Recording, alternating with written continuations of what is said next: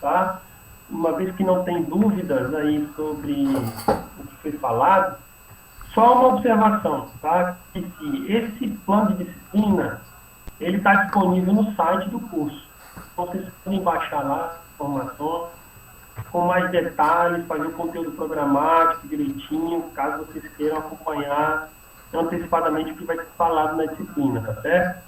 Outra coisa, eu esqueci também, as atividades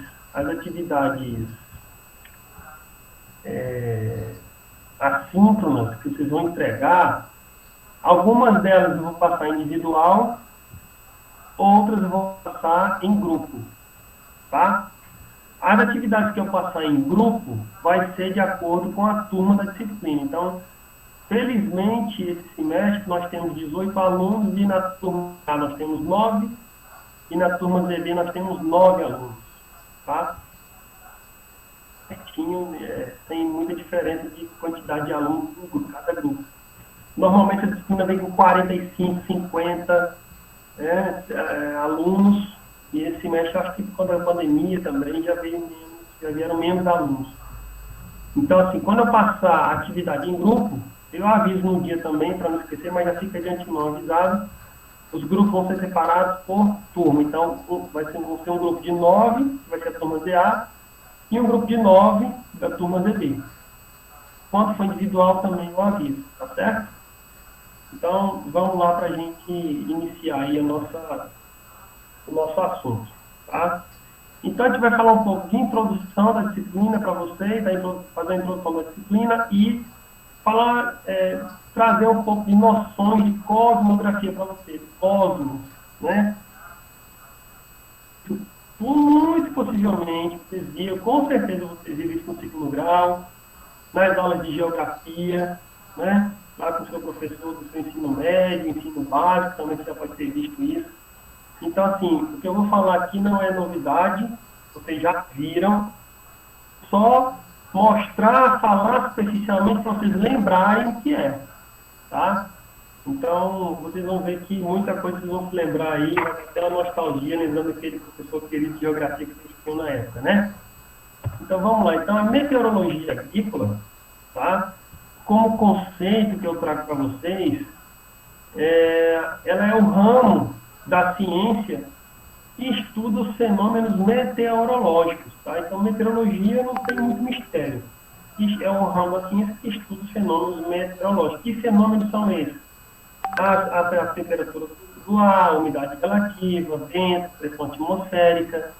Todos os fenômenos meteorológicos que acontecem na atmosfera é de interesse da meteorologia, tá? E essa meteorologia, ela é dividida em várias modalidades. E aí nós temos, dentre elas, a agrometeorologia ou meteorologia agrícola, que é a mesma coisa, tá?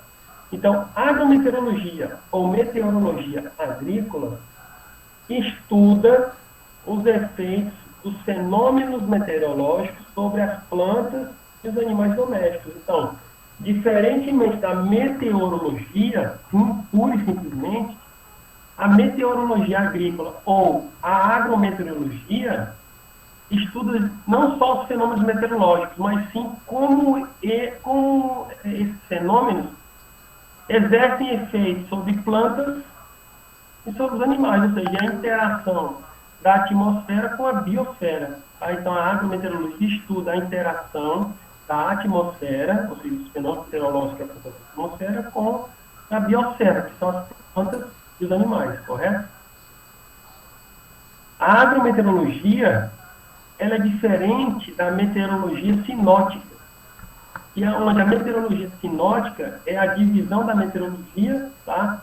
Que estuda os fenômenos atmosféricos a partir de observações simultâneas em uma região com a finalidade de previsão do tempo. Então, já disse no começo da disciplina, né? Que o nosso foco não é previsão de tempo, tá? Então, basicamente, a meteorologia agrícola, da agrometeorologia, ela se diferencia da meteorologia sinótica, que seria só a meteorologia convencional, justamente por isso, porque na agrometeorologia a gente não faz não tem foco de fazer previsão do tempo.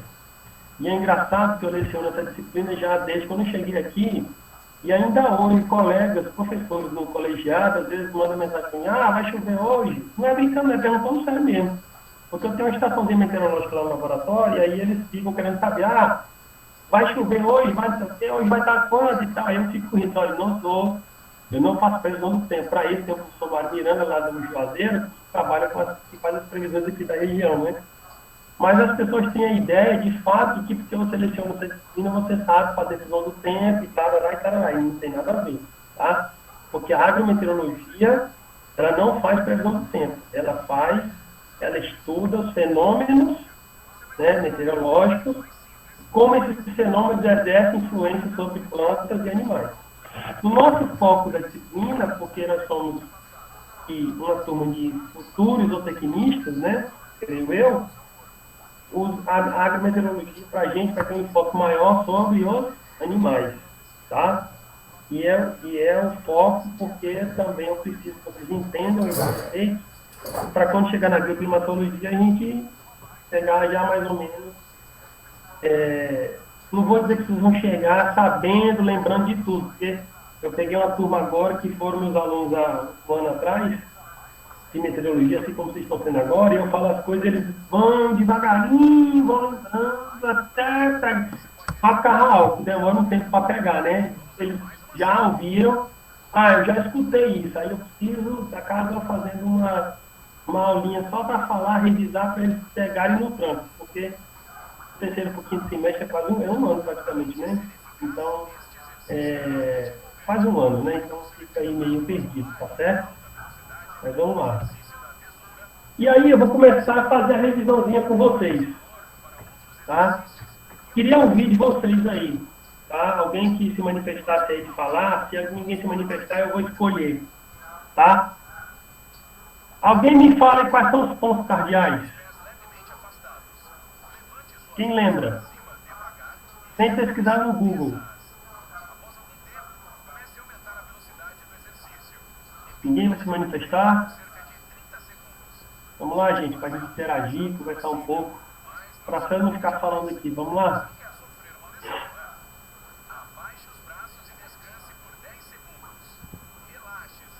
Tá difícil, né? Ninguém quer falar. Ninguém lembra?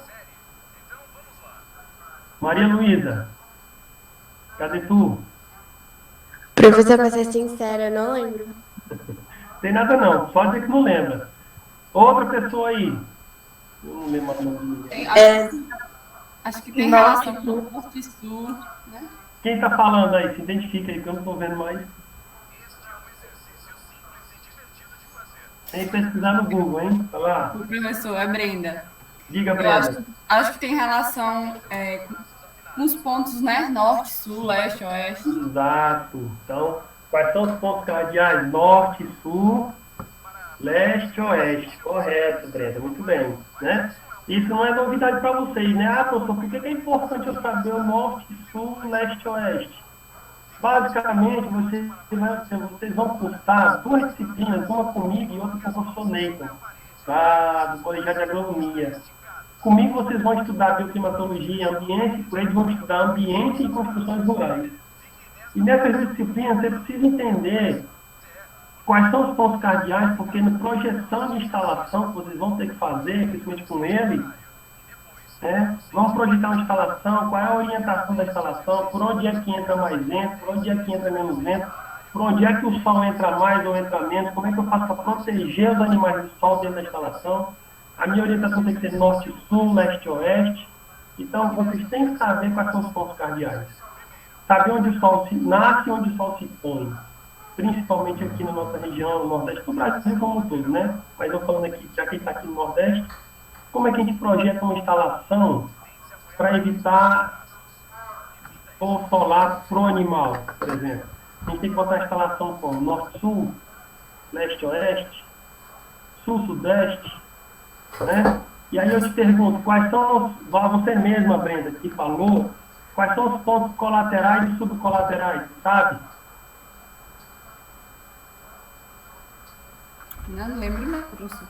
Lembra não? Então você tem aí, ó, a chamada roda dos ventos, né? Então você tem aqui, como você falou, os pontos cardeais norte, sul. Vocês estão vendo meu mouse mexendo aí? Sim, professor. Pronto, norte, sul, leste, oeste. Quais são os pontos colaterais? Nós estamos aonde? Nordeste. Nordeste, muito bem. Então, pontos colaterais, nordeste, sudeste, sudoeste, noroeste, né? Quais são os pontos subcolaterais? É entre o norte e o nordeste. A gente tem o subcolateral aqui, ó, norte, nordeste, este, nordeste, este, sudeste, sul, sudeste, sul, sudoeste, oeste, sudoeste, oeste, noroeste, norte, noroeste, tá?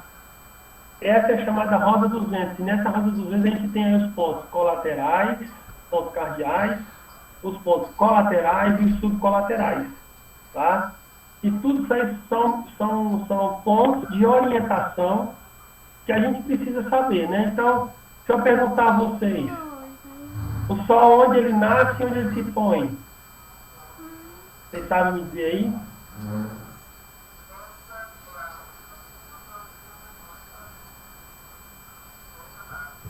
Maria Luísa, Nasce no oeste? Nasce aonde? onde ele nasce e onde ele se põe, você sabe dizer? Quem sabe dizer aí? Brenda? Leste, oeste. Não, leste e oeste, ok, mas onde ele nasce e onde ele se põe? Leste é onde ele nasce, oeste é onde ele se põe? Ou é o contrário? Exatamente. Então ele nasce no leste e se põe no oeste, né? Então isso você tem que saber. Ele se movimenta do leste para o oeste, correto?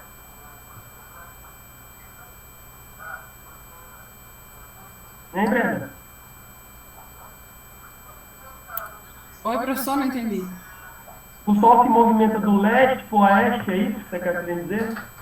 Sim, quem falou foi Thalita. Oi, desculpe. Mas eu estou perguntando a você agora, ele se movimenta do leste para o oeste? Eu acredito que sim. Nasce no leste e se põe no oeste. Então ele se movimenta, né? De uma ponta a outra, correto? Isso. Thalita concorda? Sim. E a Maria Luísa concorda?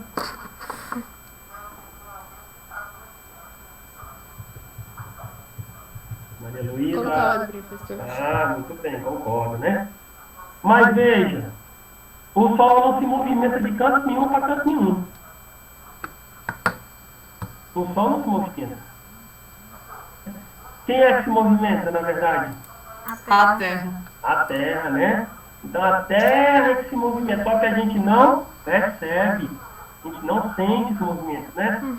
Então o que a gente chama do movimento do Sol de leste para oeste, a gente chama de movimento aparente do Sol. Ou seja, aparentemente ele se movimenta, mas na verdade ele é fixo. É a Terra que se movimenta. Por qual tipo de movimento? Vocês sabem?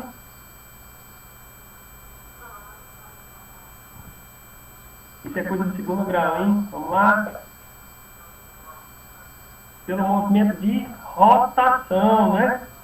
O movimento de rotação que a Terra faz, ele gira em torno do seu próprio eixo, né? No sentido anti-horário. E aí esse movimento de rotação é que define para a gente o quê? O dia e a noite, não é isso? Então a Terra gira em torno do próprio eixo e aparentemente para a gente que está aqui na Terra, vê que o Sol se movimenta, mas na verdade a Terra está se movimentando, correto? Pelo movimento chamado de rotação, tá? Bom, passando esses conceitos iniciais de pontos cardeais, subcolaterais, parará e parará, vocês sabem o que significam coordenadas geográficas? Né? O que são as coordenadas geográficas? São pontos no globo terrestre onde você se localiza. Então, se eu disser, como é que normalmente você se define, por exemplo, se eu for pegar um GPS, não sei se alguém já trabalhou com GPS, já viu, né, ou vai marcar uma localização, não sei se nesse celular faz, alguma coisa desse tipo. Mas às vezes você fala assim, ó, marque sua localização aqui no celular, onde é que você está, coisa assim. você pode reparar, se for no mapa, se for buscar uma cidade, num mapa na internet, quando você passar o mouse em cima do mapa, você vai ver que vai passar várias numerações em cima do seu mouse, o cursor, né? E você vai ver que aquelas numerações ali são as chamadas coordenadas geográficas. Então, se eu perguntar assim, Thalita, onde é que você está localizada? Você vai dizer assim, rapaz, eu estou aqui em Curaçá, né? Na Bahia. Aqui na cidade de Curaçá. Rapaz, eu não sei onde é Curaçá. Me dá a sua localização geográfica, me dá uma coordenada geográfica aí para eu saber mais ou menos onde tu está, em que local tu está, né? Aí vai dizer, olha, como é que você vai dizer, Thalita? Olha, eu estou aqui na latitude tal, na longitude tal. Então, e na altitude X. Então, isso é a coordenada geográfica. Coordenadas geográficas são pontos, tá, no globo terrestre em que define pontos de latitude e longitude para você se localizar. O GPS ele faz justamente isso. Então, você define aqui no você pega um GPS e você digitar latitude 9 graus, 40 minutos, tantos segundos, e longitude 40, 38, não sei o quê, ele vai direto na cidade que você marcou, que você determinou pela latitude e longitude. Ele vai, ó, essa cidade é Petrolina. Entendeu? Então, essas são as coordenadas geográficas. Ah, por que você está me ensinando isso, pessoal? Isso aqui é básico, né? Você já viu isso na geografia. Isso é importante porque, dependendo da área que você for trabalhar, se for na bioclimatologia, se você for também traçar, planejar a instalação, planejar pasto, uma área de pasto, planejar qualquer coisa que você tiver que planejar, de construção, de estrutura, de forragem, de capineira, sei lá o que, você tem que determinar uma área. Você vai calcular a área por meio de GPS, muitas vezes.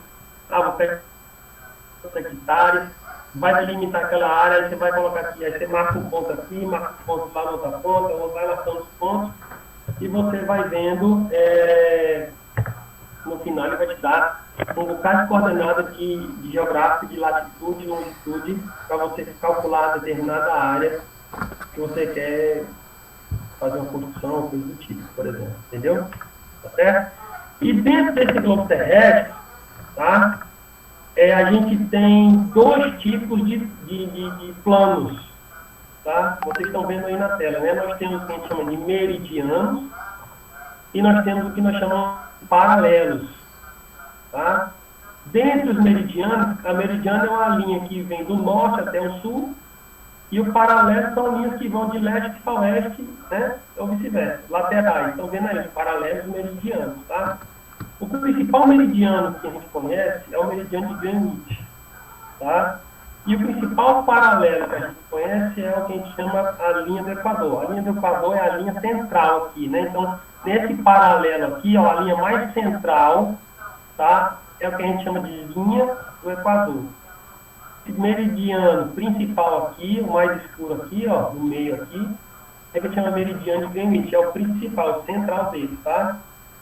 E nesses pontos de meridianos e paralelos é que a gente consegue calcular a latitude e a longitude. Então, a latitude, tá, é a distância em graus de qualquer ponto do globo que você tiver até a linha do Equador, a linha imaginária do Equador, né, na verdade. Então, a latitude é definida como sendo a distância em graus de um ponto qualquer do globo que você tiver, tá, até a linha do Equador, medida aí ao longo do meridiano de Greenwich. Então vejam aqui nesse gráfico, nessa imagem azul, você tem um pontozinho amarelo aqui, né, que é onde você está. Então você está aqui nesse ponto. Então, para eu saber qual é a minha latitude aqui, eu traço esse ponto até a linha do Equador aqui embaixo, tá? E o ângulo formado desse traço aqui, dessa distância do ponto amarelo até a linha do Equador, o ângulo formado aqui com o meridiano de Greenwich, que é o meridiano principal, me dá a latitude em graus do local que eu estou. A latitude, ela varia de 0 graus a 90, tanto para o norte como para o sul. Tá certo? Então, as linhas que unem pontos de mesma latitude são denominados paralelos. Então, você pode estar na mesma, você pode estar, por exemplo, está vendo esse pontinho amarelo aqui? Você pode estar bem aqui, Natália. Tem alguma Natália aí? Não sei porque eu vi esse nome na minha cabeça. Deve ter uma Natália aí, né? Então, a Natália está nesse pontinho amarelo aqui, e a Thalita pode estar no pontinho bem aqui, um pontinho rosa bem aqui. Elas não estão na mesma cidade. Elas não estão na mesma cidade, mas elas estão na mesma latitude, ou seja, o que vai diferenciar a Brenda, que está nesse pontinho amarelo, que está nesse pontinho aqui no meio azul, o que vai diferenciar elas aí é a longitude. Então, elas estão na mesma latitude. Olha, nós estamos na mesma latitude? Estamos. Nós estamos aqui na latitude 9 graus, que é Petrolina. Petrolina está na latitude 9 graus. Então, todos os pontos que unem a mesma latitude, a gente chama de paralelo. Tá? Então, nós estamos no mesmo paralelo. Tá? Possivelmente, 9 graus aqui, Petrolina, tá? Tem gente lá no continente africano que está na latitude 9 graus. Tem gente lá na Austrália ou na Nova Zelândia que está na mesma latitude que a gente, 9 graus. Mas o que faz a pessoa estar lá na Nova Zelândia ou lá na África e eu estar aqui em Petrolina, a gente está...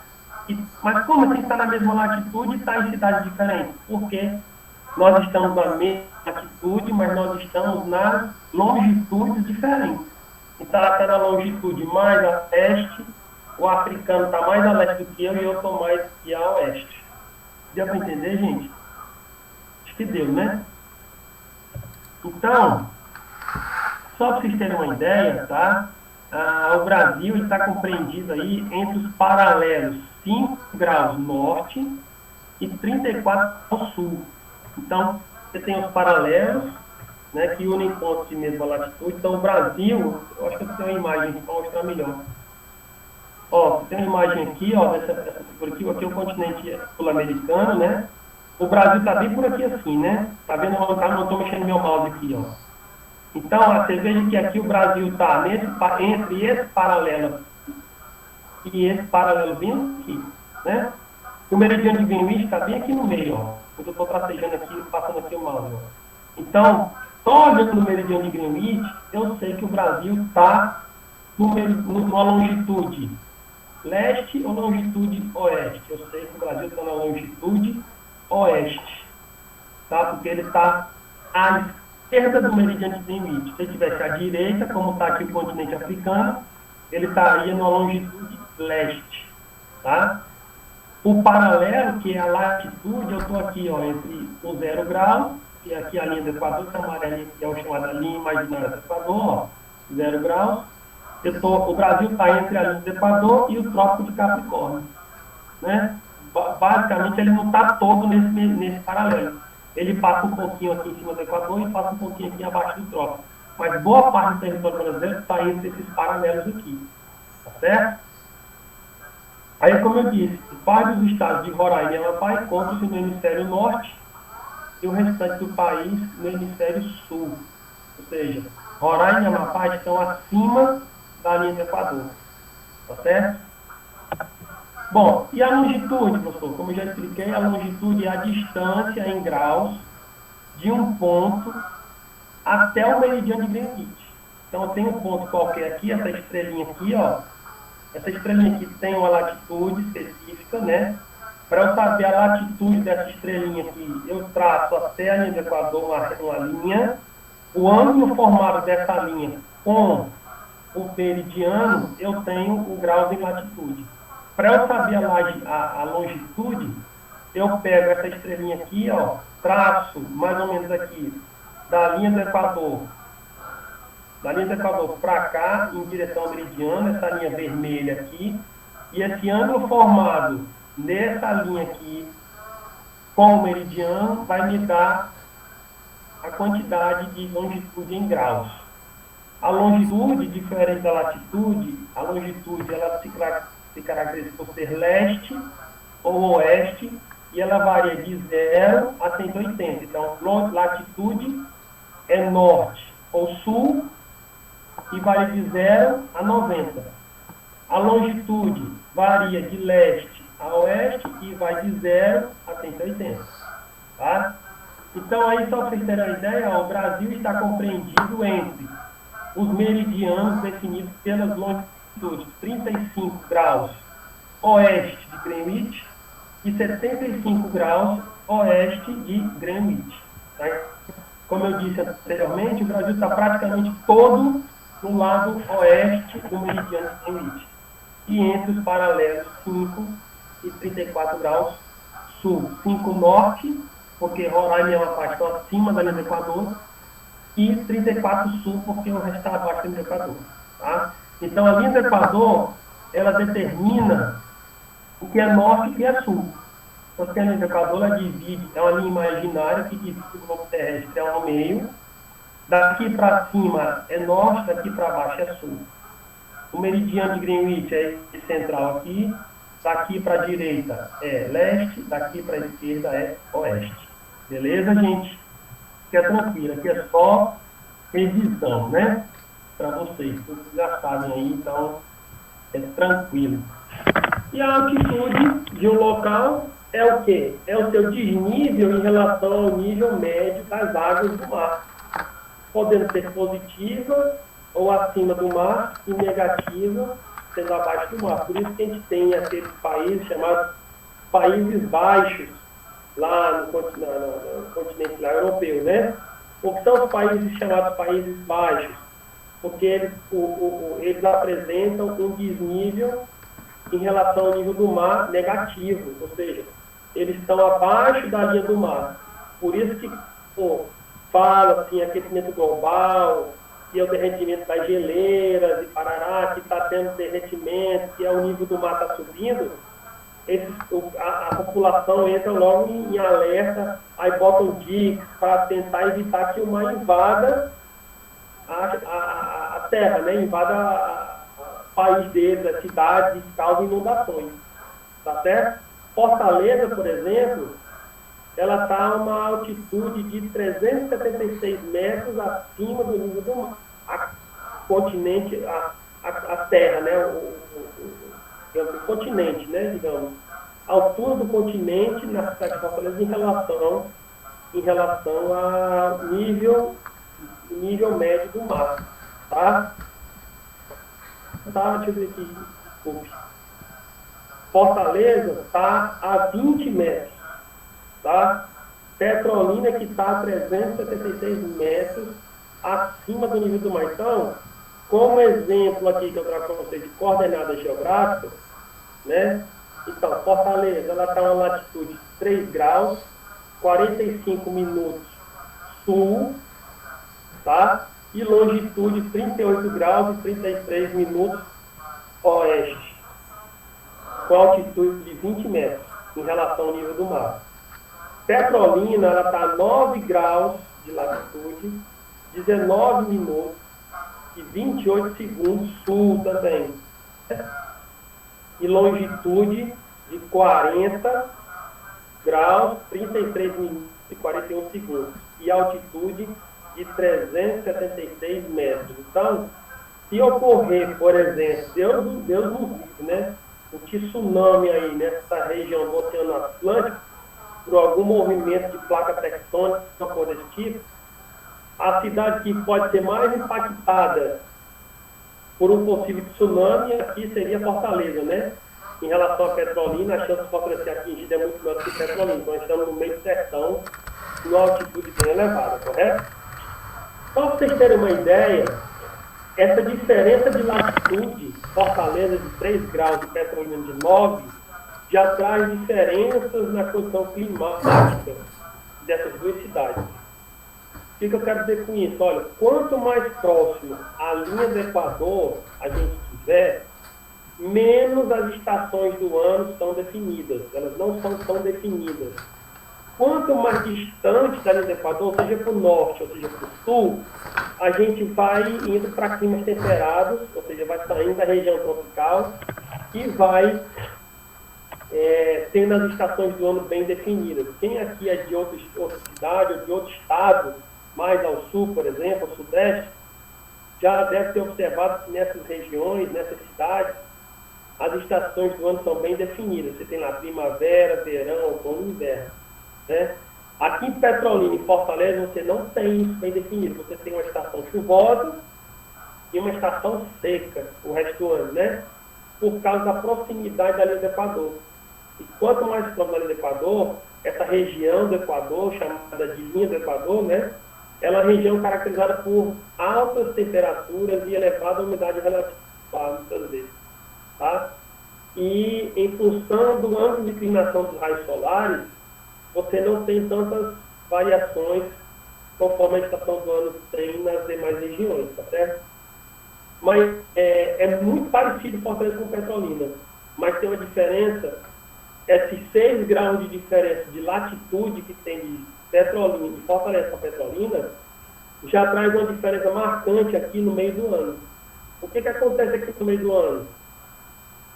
Esfria, né? Não fica frio de você usar um casaco, embora a gente veja na cidade. Mas a temperatura cai, de manhã amanhece 17, 18 graus, de manhã cedo, né?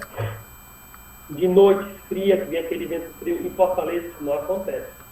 No meio do ano lá é quente, igual os demais anos. É um pouco menos quente, mas não faz esse vento frio, esse friozinho que faz aqui em Petrolina nessa época de junho e julho, tá? Então, isso pode vocês observarem que à medida que a gente for descendo aqui o estado, vou para Salvador, vai descendo aqui, Campo Formoso, Capim Grosso, Feira de Santana, Salvador, e vai descendo, essas diferenças vão ficando mais marcantes. As estações vão ficando mais definidas, ou seja, o verão mais quente e o inverno mais frio, primavera bem delimitada, tá? E etc, etc. Beleza? Deu para entender até aí? Posso seguir?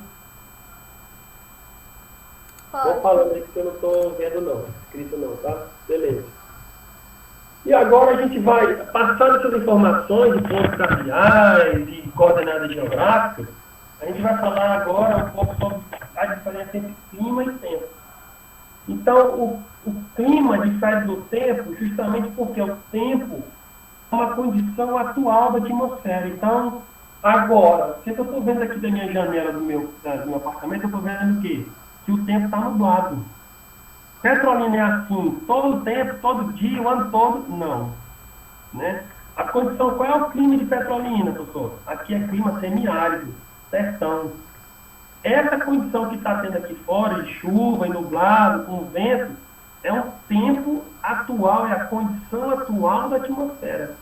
Tá? Ou seja, é o estado da atmosfera num determinado local, em instante, sendo descrito pelas condições de temperatura, umidade, velocidade do vento, precipitação, etc, etc, etc. O clima expressa condições médias características de uma região de pelo menos 30 anos de observação meteorológica. Então, para eu classificar, a gente vai ver isso no final da disciplina, na parte de classificação climática, tá? Para a gente classificar um clima, a gente tem que ter pelo menos 30 anos de observações meteorológicas. Quais observações, professor? Observações de temperatura do ar, basicamente, de umidade relativa e de precipitação. Essas 3 variáveis meteorológicas são utilizadas para você caracterizar o clima de uma região. Óbvio que você caracteriza isso por 30 anos de observações. Eu não posso olhar para o tempo aqui fora e dizer que Petrolina tem um clima tropical úmido ou tropical semi-úmido. Não existe isso. Petrolina é semiárido, já é classificada há anos assim. Porque quando você pega historicamente os valores de temperatura, umidade e precipitação, por uma chave que a gente faz, né, a gente utiliza, a gente tem classificação climática que é semiárido. Porque isso que está acontecendo aqui agora não é o padrão nosso. Correto? Embora nós estejamos no início da estação chuvosa, né, que teoricamente a estação chuvosa começaria em novembro, quando o inverno vai ser bom no ano seguinte, né? Andou chovendo em novembro uma coisinha ou outra, né? Então a gente espera que ano que vem a chuva, o período invernoso, esteja bom, tá? Mas a gente, eu não sei, aqui essas condições às vezes ocorrem por uma condição de laninha, por uma condição de alta pressão ou baixa pressão em alguma região próxima que traz essas massas de ar e causa essas instabilidades traz chuva. Tá? Então, eu não sei te dizer hoje se isso é um efeito laninha ou se é de fato porque o período chuvoso está começando bem. Eu tenho que dar uma olhada direitinho nos sites de meteorologia. Mas, historicamente, não é um período que chova tanto assim. Tá? Então, às vezes, acontece uma laninha nesse período e cai uma chuva, chove no mês de novembro um pouco, dezembro um pouco, depois passa. Deu para diferenciar aí a diferença entre clima e tempo. Até tempo é uma condição do momento atual. Eu estou olhando aqui agora pela minha janela, o tempo está abrindo, o tempo está deixando de ser nublado, está começando a abrir o tempo. Tá? Então, você vê que o tempo é uma condição atual. Estava chovendo agora há pouco, agora a chuva passou e está abrindo, os nuvens estão se dissipando, o tempo está, como a gente costuma dizer, o tempo está abrindo, né? Certo? E aí eu venho mostrar para vocês, falar para vocês também, depois do clima e tempo, o que são elementos e fatores meteorológicos, tá? Os elementos meteorológicos são variáveis que caracterizam aí o estado da atmosfera. E aí a gente tem como elemento meteorológico estado de radiação solar, temperatura do ar, umidade relativa, pressão atmosférica, velocidade e direção do vento, altura de chuva, etc, etc. Esses elementos climáticos, ou chamados elementos meteorológicos, são o que de fato importa para a gente, é o que de fato importa, tá? Porque esses elementos meteorológicos são os que exercem efeito diretamente sobre as plantas e os animais. Tá? Então, quando eu perguntar, se eu perguntar para vocês qual é a diferença de o que são, ou quando eu perguntar, cite os elementos climáticos e os fatores climáticos, ou qual é a diferença dos elementos climáticos e dos fatores climáticos, quais são as variáveis, né? Então, as variáveis dos elementos, os elementos meteorológicos são radiação solar, temperatura do ar, umidade relativa, pressão atmosférica, velocidade e direção do vento e precipitação. Tá? E o que são os fatores meteorológicos? Fatores são os condicionantes geográficos, ou seja, são a questão do relevo. Quais são as condições de geografia que podem alterar os elementos meteorológicos? Aí a gente tem a altitude, a latitude, altitude já botei, né? Relevo e a proximidade do oceano. Esses são fatores meteorológicos que interferem nos elementos meteorológicos. Como? Quanto mais alto, mais frio. Não é verdade? Quando você vai viajar para uma serra, vou para a região de serra, vou lá para Gramado, vou para Santa Catarina, para São Joaquim, não sei o quê, naquelas regiões serranas do Rio Grande do Sul, ou mesmo aqui para Pernambuco, você vai ali para Triunfo.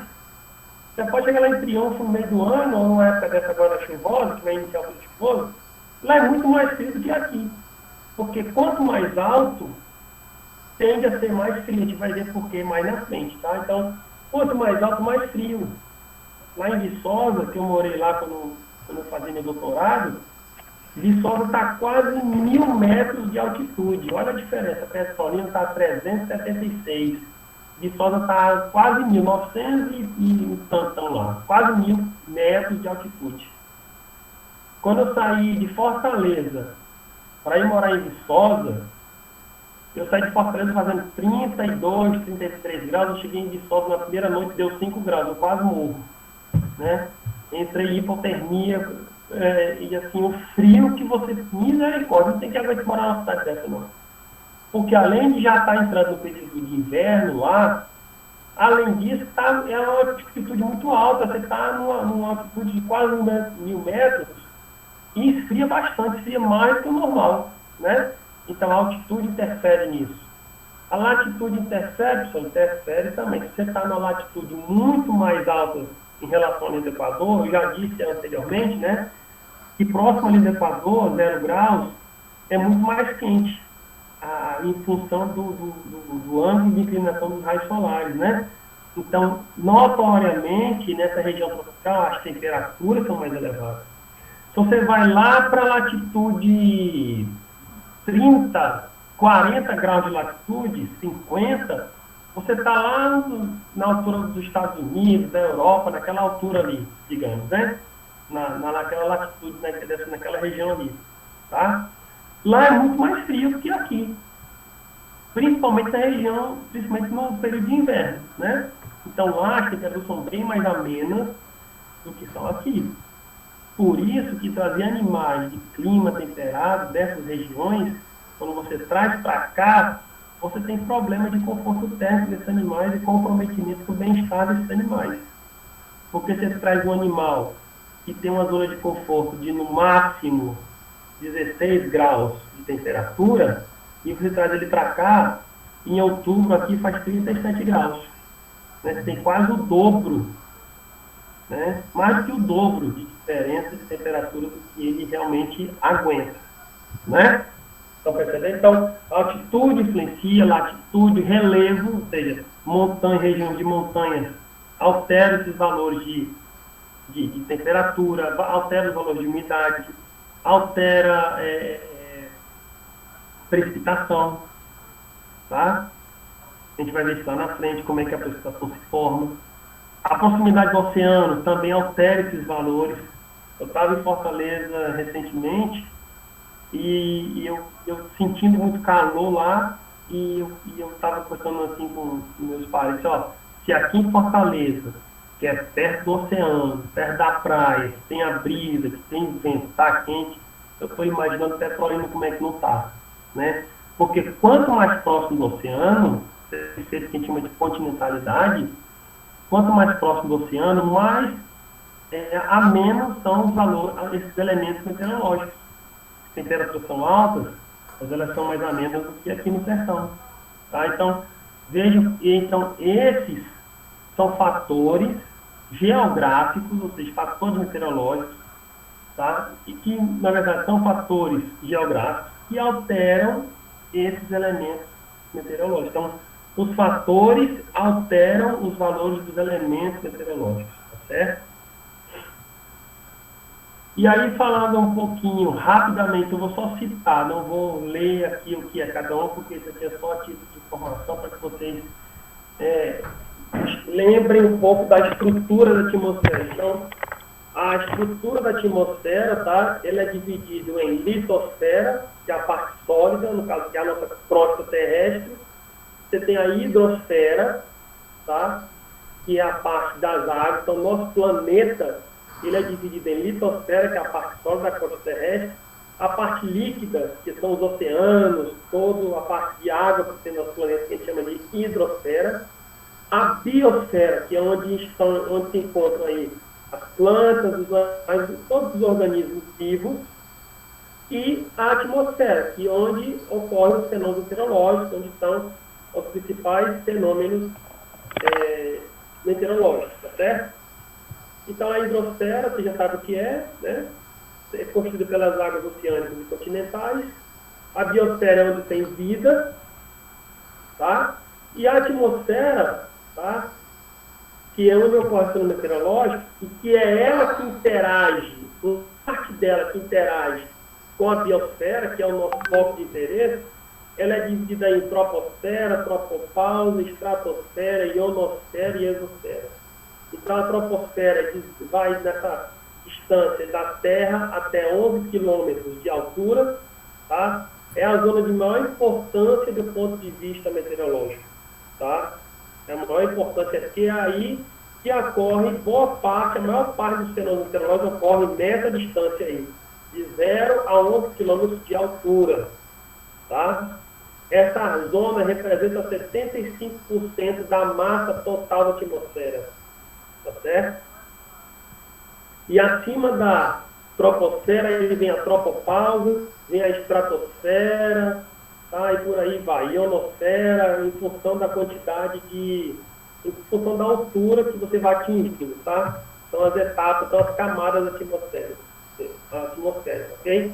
Então eu vou passar, não vou citar, é só para vocês entenderem que o mais importante da atmosfera e que interage com a biosfera é a troposfera, tá? Que é onde ocorre a maior parte dos fenômenos meteorológicos, beleza? E essa troposfera, ela é constituída aqui, ela é constituída aqui, ó, em boa parte de nitrogênio, 78% da atmosfera na região da troposfera é composta de nitrogênio, quase 21% de oxigênio, 1% de argônio, 0,03% é CO2, pó atmosférico e vapor d'água. Tá? Então, esses são os constituintes médios da troposfera. Tá certo? O nitrogênio, a importância dele, forma a maior parte da atmosfera, né? Como vocês, quase 78%. Tá? O ozônio, ele está aqui, nem está aqui, né? Mas o ozônio, ele é um gás importante, de importância vital para os seres vivos, porque ele causa alto poder de absorção da radiação ultravioleta, por isso que a gente discute tanta camada de ozônio e tal, porque o buraco na camada de ozônio, que é a camada que reveste aí o nosso planeta, nessa altura aí da troposfera, ela filtra boa parte da radiação ultravioleta, que causa queimaduras na pele da gente, dos animais, das plantas, etc. Né? Então, por que ela é importante? Porque ela absorve essas radiações ultravioletas e impede que a gente sofra grau de queimadura. Então, quando está aí, esse buraco vem aumentando a cada ano, né, esse rombo aí na camada de ozônio, então mais radiação ultravioleta tem ultrapassado, chegado até a gente, por isso que às vezes está aí no sol, na praia e tudo, o sol está tão quente, está mais quente do que o ano anterior, está esquentando mais. Aí a pessoa passa um tempo, às vezes eu estava em Fortaleza agora, tinha uns gringos lá na praia, os caras se deitam assim naquelas espreguiçadeiras, branco, aqueles gringos brancos, quando se levanta, você vê que o cara não está nem vermelho, ele está quase roxo. Aquilo ali eu tenho certeza que ele não consegue dormir, aquilo é insolação, dá um grau de queimadura. Eu mesmo, que sou acostumado a pegar sol, sou um pouco mais moreno, já peguei sol demais em Fortaleza, fiquei com as costas cheias de bolha queimada. Imagina um cidadão desse, muito branco, tem muita melanina, exposto àquela sol, parece que eles lá na Europa não vê muito sol, porque lá é muito frio, chove, não faz o sol como faz aqui, eles vêm para aproveitar e devem voltar tudo esturricado, né? Tá certo? O CO2 é um outro constituinte, né? E ele é um excelente absorvedor de radiação solar e de radiação de ondas longas, que é o chamada radiação terrestre. Isso a gente vai ver na aula seguinte, semana que vem. Tá? E com o aumento da concentração de CO2, tá? A energia, ou seja, a radiação que a Terra emite para o espaço para tentar esfriar, ou seja, de dia, a Terra absorve muita radiação solar. De noite, ela faz o que? Ela devolve aquela radiação em excesso. Se tem muito CO2 em função de poluição, das fábricas, dos automóveis, etc., etc., esse CO2 impede essa radiação da Terra, que essa radiação terrestre vá para o espaço. É o que a gente chama de efeito estufa, né? Esse CO2 presente na atmosfera impede que essa radiação da Terra seja emitida para fora, ou seja, seja emitida para o espaço, devolvendo o que ganhou durante o dia. E aí a gente sente que a noite está quente, já está abafado, não sei o quê. É a quantidade de CO2 também que está presente. Quando está nublado à noite, né, quando está em tempo de chuva, ó, vai chover, está nubladão e tal, mas está abafado, está um calor que você não vai ver por quê? Aquele calor que a superfície terrestre quer emitir durante a noite, ela não consegue, porque tem muita nuvem, a nuvem impede essa radiação de sair, né? E aí você sente aquela sensação de calor exagerada. É pela presença das nuvens, quando está nublado, ou pela presença de CO2 também. Tá certo? E agora, passando por esse movimento da Terra, eu já falei um deles, né, que é o de rotação, né, que esse movimento de rotação define o dia e a noite, é feito de oeste para leste, ou seja, no sentido anti-horário, anti-horário, tá? E esse movimento de rotação dura aproximadamente 24 horas. Tá certo? Onde uma metade da Terra fica iluminada com o Sol e a outra metade fica à sombra, que é justamente o nosso dia e a noite. Então, quando está dia aqui, lá na região do Oriente, a parte mais oriental do nosso planeta, ali na região do Japão, por exemplo, aquela região lá, Japão, Austrália, e não sei o quê, lá está noite. Quando lá está dia, aqui está noite. É justamente em função desse movimento de 24 horas de rotação que a Terra faz, que uma metade fica no Sol e a outra metade na sombra, né, que causa esse efeito. Até porque nós estamos bem distantes desse continente, tá? O movimento de translação é outro movimento que a Terra faz, que nesse caso, o movimento de translação é um movimento que a Terra faz em torno do Sol, né? No sentido também anti-horário e dura 365 dias e 6 horas. Tá? Então, esse movimento de translação, ele define o quê? Define as estações do ano. Tá? Então, esse negócio que o Sol se movimenta, não. Esse é um movimento aparente do Sol. Ou seja, aparentemente ele está se movimentando, mas na verdade é o nosso planeta que se movimenta. Então, ele faz dois movimentos concomitantes. O de rotação no próprio eixo, que é o de rotação, e o de translação, que ele vai girando em torno do Sol, que dura basicamente um ano, né? Que é os 365 dias e 6 horas aí, tá? Esse movimento de translação é que define, que deixa bem definido as estações do ano, quando você tem latitudes maiores do que as próximas aqui da linha do Equador. Então, esse movimento de translação provoca alterações nas quantidades de radiação solar que atinge os diferentes locais do planeta, gerando as estações do ano. Então, você tem aí os solstícios e os equinócios, onde os equinócios são caracterizados por períodos de dia e noite iguais em quantidade de horas, né? Então, você tem o dia igual à noite, em termos de quantidade de horas, tá? E nos solstícios você tem, se for no solstício de verão, você tem mais dias de sol, mais horas de sol do que de noite, e no solstício de inverno você tem mais horários de noite do que horários de dia, tá? Então, no hemisfério sul, o que acontece no hemisfério sul, em termos de estação do ano, no hemisfério norte ocorre o contrário. Então, por exemplo, agora nós estamos em que estação do ano? Teoricamente, eu sei que em Petrolina, em função da proximidade da linha do Equador, a gente não tem uma estação bem definida, né? A gente já conversou sobre isso aqui. Mas, no hemisfério sul, nós estamos considerando que tivesse uma estação do ano. Qual é a estação que nós estamos agora? Nós estamos na...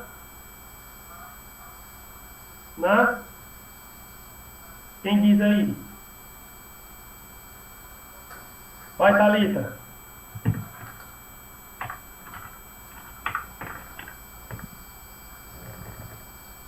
Brenda?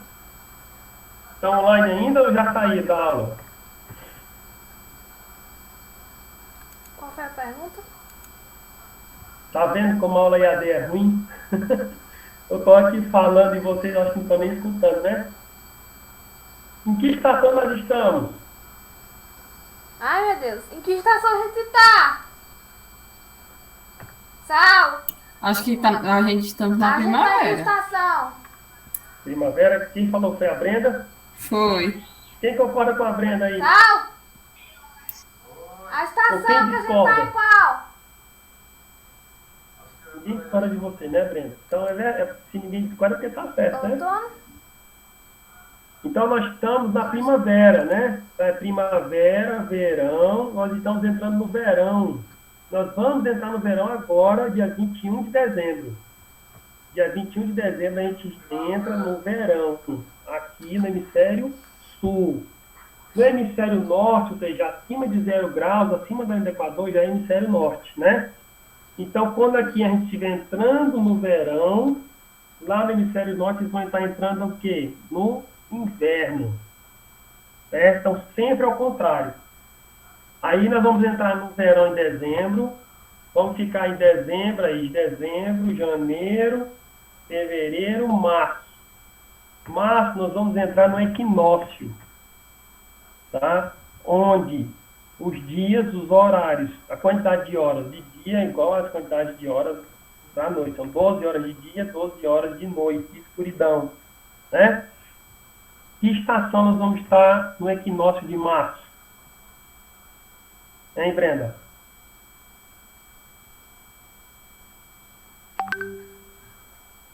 no hemisfério sul. Nós vamos estar no outono, correto? Aí de março, 21 de março, 21 de abril, 21 de maio, 21 de junho. Nós vamos entrar no solstício de inverno, no hemisfério sul. Lá no hemisfério norte, solstício de verão. Então, quando a gente estiver no inverno aqui, lá no norte, na região norte do planeta, nós vamos estar no inverno. Quando a gente estiver no outono, aqui no hemisfério sul, que é agora em março, lá no hemisfério norte eles vão estar na primavera. Então, tudo é o inverso. Então, em junho é inverno no hemisfério sul. Aí, junho, julho, agosto, setembro. Setembro começa o quê? A primavera no hemisfério sul. Aí, depois de setembro, outubro, novembro, dezembro, entra novamente no verão. Tá? Então, as estações do ano, elas têm duração de 3 meses. Tá? Então, 4 estações vezes 3 dá 12 meses, que é exatamente um ano. Correto? Então, o movimento de transportação define o dia e a noite. O movimento de translação define as estações do ano. Solstícios de verão e de inverno, e os equinócios de primavera e de outono. Tá certo?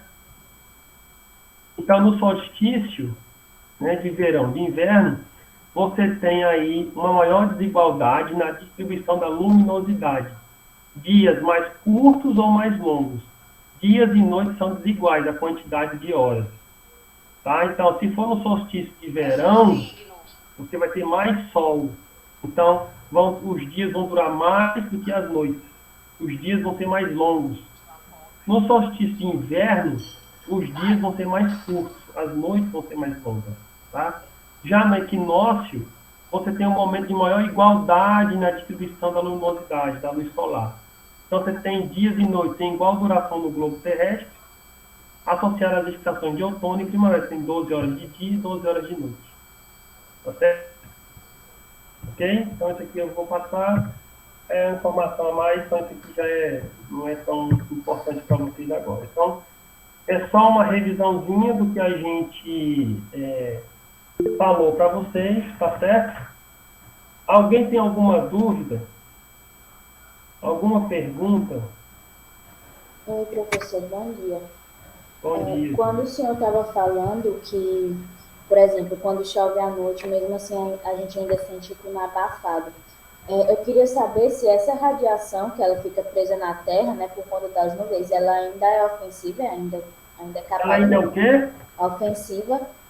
Ofensiva? Ela ainda é... Sim, Ofensiva? se ela ainda é capaz de fazer mal à saúde. Não, essa radiação terrestre, tá?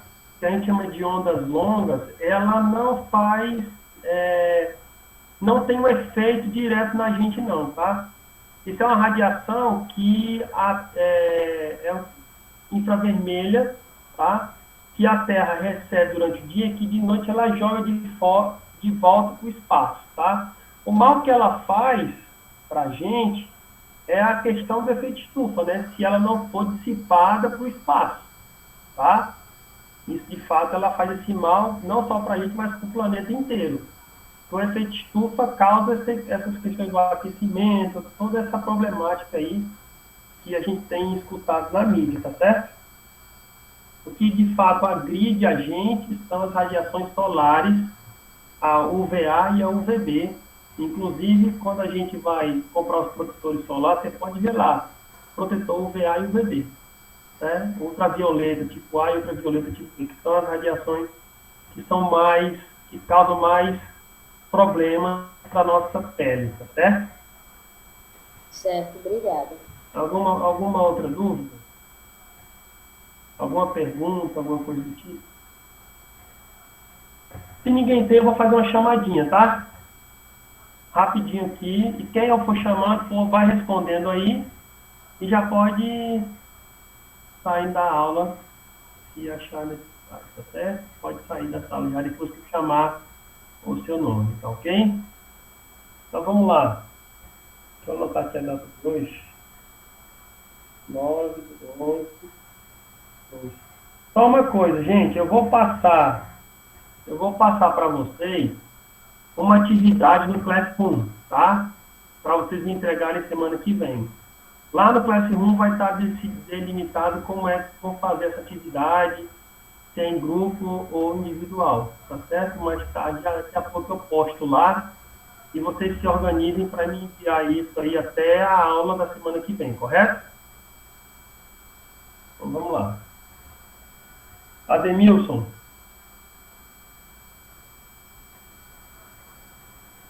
Alana. Presente.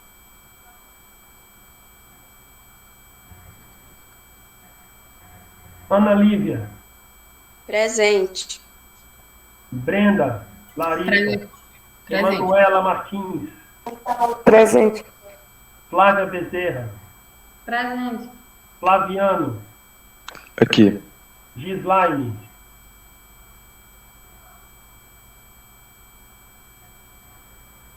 Gislaine faltou. Isabelle. Faltou também. Jennifer. Presente. Jéssica. Presente. João Paulo. Presente. Cariane.